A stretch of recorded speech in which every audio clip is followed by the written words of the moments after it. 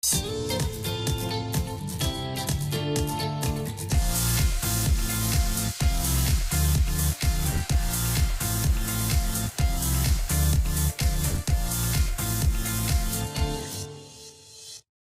are your top tips for starting and having your business?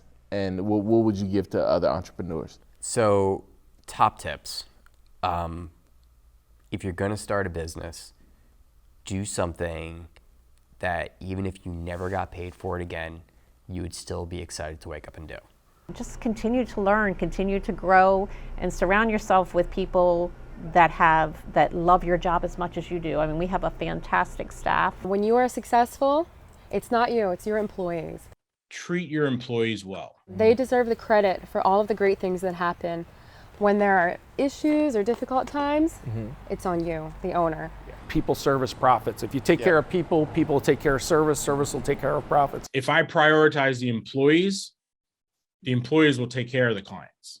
When things aren't going right, you've got to fix it. And when they're going great, the credit is due to the employees. We are doing everything we possibly can to focus in on our people and making sure that they have everything that they need in order to do the job properly, and then letting them go out and execute. Pay your employees what they're worth, not what you can get away with.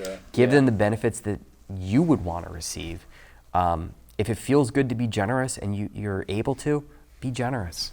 And the more authentic you can be with that, success will be inevitable and it will follow you because you'll find happiness in it first. Where to invest your time. There are some things where I was like, this would take me so much longer and like, this is not the best use of my time. We really reassessed how much we were going to put into the business because I mean for 10 years, we've put like every ounce of energy we have into the business, and we just burn ourselves out. My time is best spent like marketing my product or like doing something at the farm. So I think for business owners, that's the most valuable thing that you'll learn is when you get to a point after pouring all of your heart and soul into it, when you can look at it and say, I can actually change how I'm doing this so that I'm not wearing myself out, my family's not worn out from it.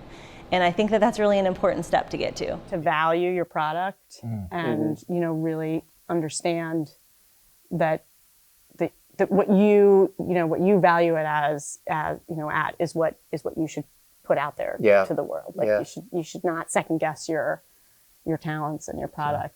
Know how to price yourself and figure out who your target ideal client is. I once had a CEO that said, you shouldn't ever try to design something unless you've talked to 100 people who have the problem. Surveying is really important as you develop product, and I'm in the product business. Oftentimes we sit back and we try and come up with solutions without ever talking to the people who are actually experiencing the issue. When you're in product development, you're creating a new product because they're going to talk about it, and they're going to give you their honest feedback. Get out there, talk to people who are experiencing the problems. Don't do it alone. Like, build your bench. Find a support system. Try to find, it doesn't have to be a formal mentor, but anyone that you can talk to that's been successful in some endeavor in their career, get advice. I would definitely encourage people to do that. I think you never know where those conversations will go. And don't feel bad because you need the help. And if you can trust people, but make sure you're asking help from people that you can trust. That's the caveat. Just making sure that there are people that you can trust. But don't be afraid to ask for help. Don't do your own taxes. Get yourself a power team that consists of a CPA, an attorney, and an insurance agent. The day that I hired an accountant and a CPA was just a weight was lifted from my shoulders. And I was like, oh, there's a lot of value in not doing everything yourself. So don't do everything yourself. Figure out what you can outsource to the professionals. Those professionals will help you protect what you have. And if I pay a licensed professional, she can keep me out of trouble. I love my accountant. She's so fabulous. And not make some of the costly mistakes early on. The first time I ended up sort of starting an LLC, dissolving it, and then doing a new one. And like the first time I did like LegalZoom, don't do that. Like I got a real attorney. Like, you know, it's like some of these things where I was like, if I DIY it, I can save some money. It was like, no, I can just like make a bigger mess for myself. Don't sign anything that you aren't 125% confident that you understand, right? Because the reality is when you're dealing with suppliers or, you know, anything in business, if the party presenting the documentation to you paid an attorney to write it, you should pay an attorney to read it and interpret it and redline it for you to make sure that you fully understand what you're getting yourself into. If you have an idea, you don't need to treat it like if you talk to someone, they're going to take your idea and steal it and run with it. So what I found is that as soon as we had this idea and started to work on it, talking to people was great. It just kind of gave it, it made it a little more real. It gave it some inertia. And, you know, if you talk to someone about it and then you see them, whether it's a week later or 2 months later, they're going to ask you about it. And, you know, you kind of want to keep it moving and give it some legs. In our experience, one important thing we always talk with it is growing step by step. So we didn't have the money to make a huge investment at the beginning. So we were buying inventory when we have a new station, new contact. So every station we were buying more inventory and more inventory. Starting at A and ending up at Z is not the end of the world. Don't expect things to go as planned. They don't. You have a vision for the way that it's going to go, and you got to be willing to wander the path if you're that committed to it. Just keep going. Like literally Dory is like singing in my mind half of the day. Just keep swimming. Just keep swimming. Because it took us a while to get here. Right. It's resiliency is just really important in small business.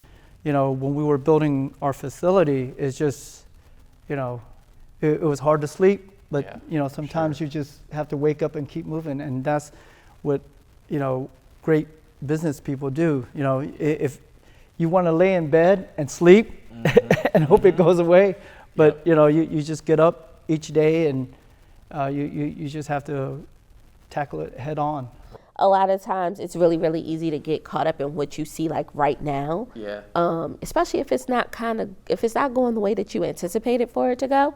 And then in that you get discouraged. And a lot of times when most of us get discouraged, we stop working. But when you learn to work through the discouragement, through the frustrations, the setback, the disappointments, it makes it when you get to where you're finally going that much sweeter. So that would probably be the biggest thing, is to just keep going. Don't give up. That's persistence and determination is key. For the most part, you know, we all have a passion for flowers, and so it makes it an enjoyable place to go every day. Be the business that you want to be, right? Be authentic, lead with your values. If doing something in business doesn't make you feel great, don't find a way to make it happier.